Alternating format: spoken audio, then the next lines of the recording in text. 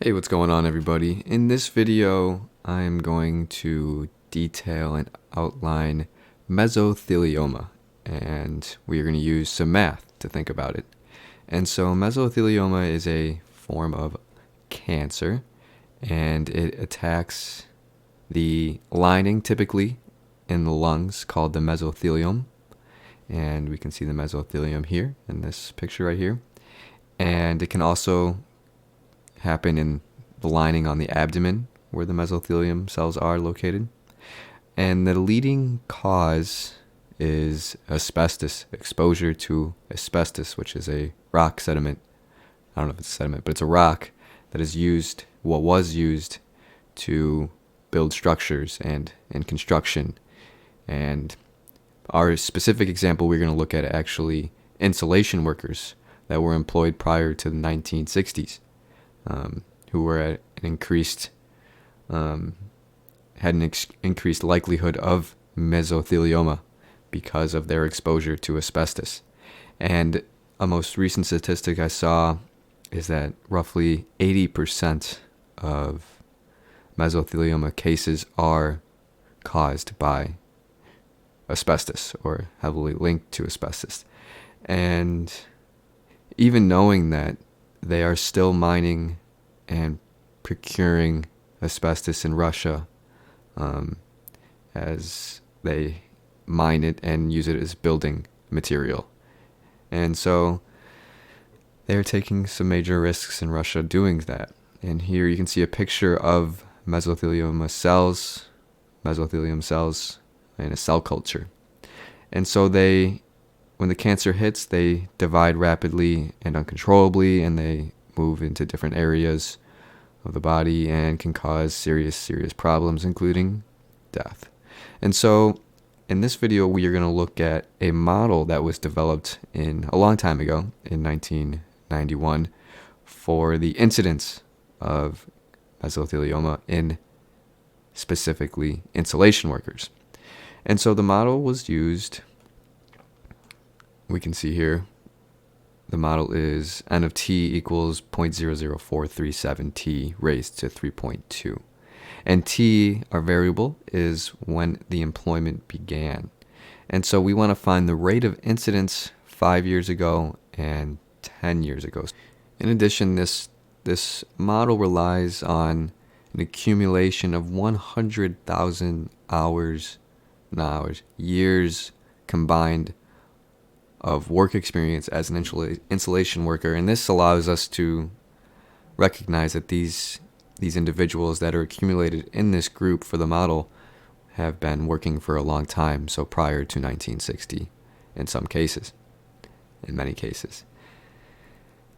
And so if we find the derivative, we use our derivative properties. We are going to use the constant rule and the power rule. So n of t is equal, n prime of t is going to be equal to 0.00437 times 3.2. So this is the constant rule. This constant is shoved out. And in the power rule, we use our exponent and push it down to the side of the variable. And then we get 3.2 times t, and then we reduce our power by 1. And that is the power rule and constant rule. And so here we have our derivative function. So this is telling us the rate of change. So how many new workers are experiencing lung cancer. And so we have our derivative function. Now we can find the derivative for 5 years ago. Because remember, t is when the employment began, how many years ago that individual's employment began. And so if they began 5 years ago, we get n prime of 5 is equal to 0.00437 times 3.2 times 5 raised to 2.2. And so if I plug this in to a calculator, we get 0.482. 0.482. So roughly there is a new case, a person, about half a person on average, out of the 100,000 hours or years of workers that is experiencing mesothelioma. And so if we do this same thing for employment that began 10 years ago, if it is true that asbestos, the longer you worked, the further back your employment began, the higher this number should be, right? The more cases of mesothelioma should begin to pop up. And so let's see if that is in fact the case. 3.2 times 10 to the 2.2. And I can tell you just by looking at it, we've increased this number and kept everything else constant. So this is in fact going to increase, and we get 2.2. And so now, if you started working as an insulation worker even further back in time, you are more likely to experience mesothelioma.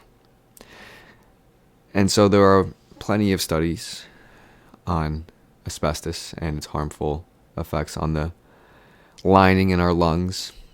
And so I really quickly wanted to bring in a graph from this book you can find on archive.org, showing that the pattern is fairly clear, that the further back in time you worked as an insulation worker, the rate of incidence for mesothelioma was much higher. In fact, it was exponentially higher than it was if you began your employment 20 years ago from whatever their start date was. If this was written in 1990, I'm assuming 1970, 1960.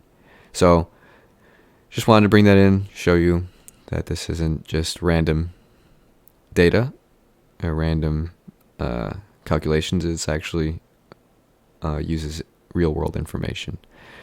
And so with that, we'll see you in the next video.